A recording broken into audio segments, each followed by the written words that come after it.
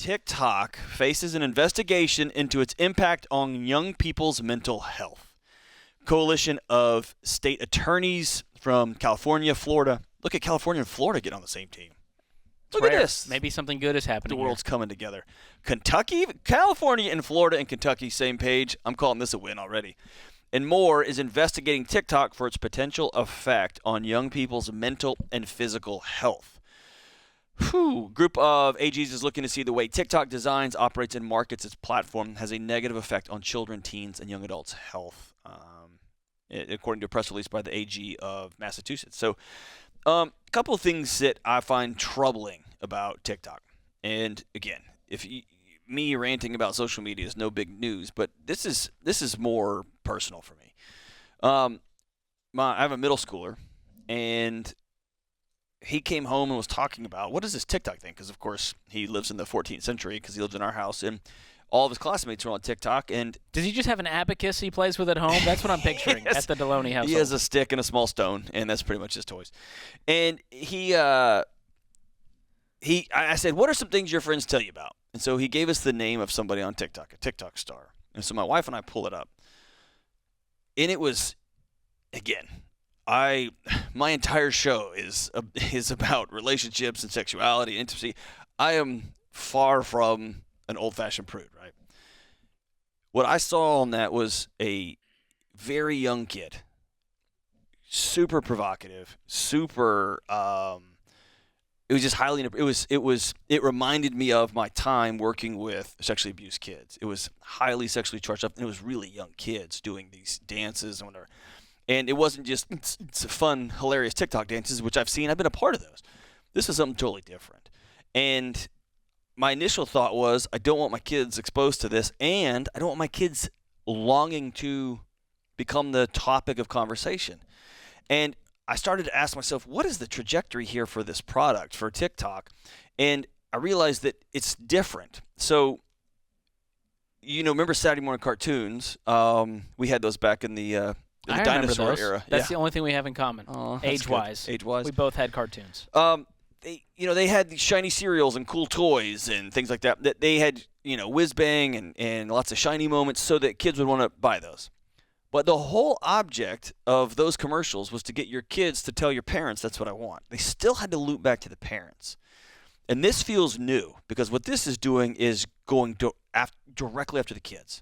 It's bypassing any sort of wise or mature filter, going directly into the hearts and minds of kids. And that feels different. And I'm happy to see states coming together, states that on the surface don't like each other, are coming together to say, hey, they write here, how TikTok keeps people watching and engaging is somewhat mysterious. They have had to pay millions of dollars in fines. TikTok has already for how they're going after children under the age of 13. As somebody who doesn't consume TikTok regularly, help me out with the redeeming value of this platform. I can help you, John. So to TikTok's defense, I am a big consumer. Those words of have never been uttered in the history of the English language, by the way. Here's the thing. A lot of people assume TikTok is a bunch of salacious dance challenges, but what's extra dangerous is how good the algorithm is at learning what you like. Okay. And so it doesn't ask you. There's no survey that says, hey, George, are you interested in personal finance and food hacks? It didn't ask me that. It just learned over time the kind of content I was engaging in. So I don't see dance challenges. What I see is a lot of content creators trying to build their followings, trying to sell an online course, whatever, a lot of the Bitcoin bros that are out there trying to teach you on whatever the next coin you should invest in. And so I do see a lot of value in short-form content creation. It's where things are going. It's where we've been heading. We have a shorter attention span than ever. And even the cartoons these days, if you watch them, there's a new scene change every 3 or 4 seconds. Right. Because it's just bright garbage and you need to keep your attention by switching scenes, cutting cameras. We are losing our attention span. So that, to me, is one of the most dangerous parts. It's not the salacious dance challenges. It's the fact that I can't focus anymore. I can't even sit through a 2-hour movie because I got to, where's my phone? I got to check the text. You can't drive to the grocery store without trying to text and drive and get emails and make phone calls. And so, to me, the danger is in what short-form content could be doing to our attention spans, to our focus. And we can't pay attention in conversations anymore. That's a neurological consequence, right? It's changing how our brain is wired together. So you said you were going to defend TikTok, and I feel like you My just defense joined my is team. I love the content that I see on TikTok. I find it more valuable than some things I see on YouTube. Okay. I just watched one yesterday, and it was a girl explaining what's going on with Ukraine and NATO, and she did it in a really funny kind of almost like she was gossiping to a friend about it. And she explained it in 60 seconds so concisely and perfectly and entertained me along the way. So I think there is value in the style of content. There's value in a platform like TikTok, which, like it or not, has done this really well of serving you up content that it thinks you will like and then keeping you engaged.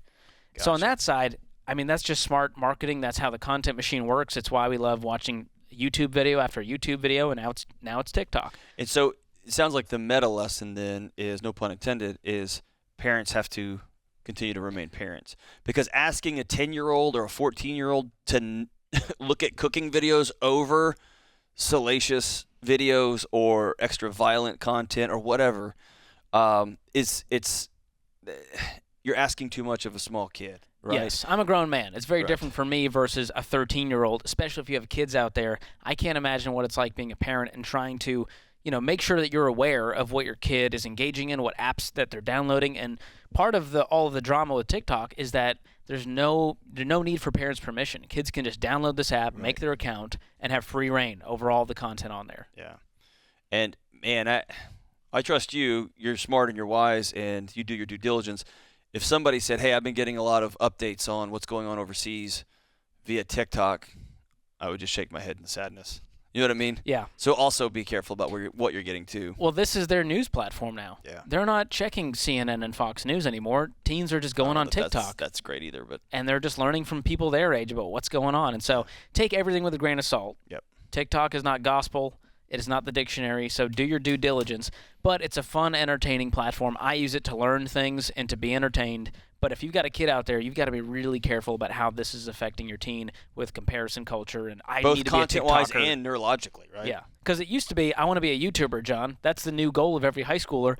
Now it's, I want to be a TikTok influencer, and I want to make content. What's my content going to be? How am I going to hook people in?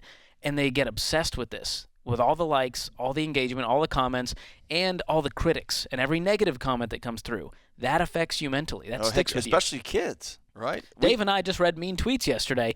It doesn't affect us like it would a teenager. Right. We have thicker skin than I did at 14 years old. Well, you remember a few things people said to you when you were 14, right? There's a comment that still sticks with me. When I was 14, I uploaded a YouTube video, and they said it was a me covering Umbrella by Rihanna on acoustic guitar, and they said, "You killed it, ... and not in a good way." And it stuck with me because it was funny, it was creative. And it hurt. But there's something about these strangers that are critics on the internet, and we take it personally and go, this is a reflection of my character and who I am. And so you've got to be really careful, not just about what you're posting, what you're engaging in, but what other people are saying that you don't even know. So, man, I just loop back to two big things. Number one, if you're wondering, can I have a job? Can I have a life if I don't engage in this? I don't, and I seem to be doing okay. And the second thing is, please be highly diligent with your kids. Just handing your kid a device or a box, a digital babysitter, and saying, go get them and make good choices is just a recipe for disaster. The data on children's mental health and their engagement with social media continues to just be jaw-dropping. I think it's going to be one of the biggest issues for that generation that we've got to grapple with. And parents are the start of it. They've got to have these conversations.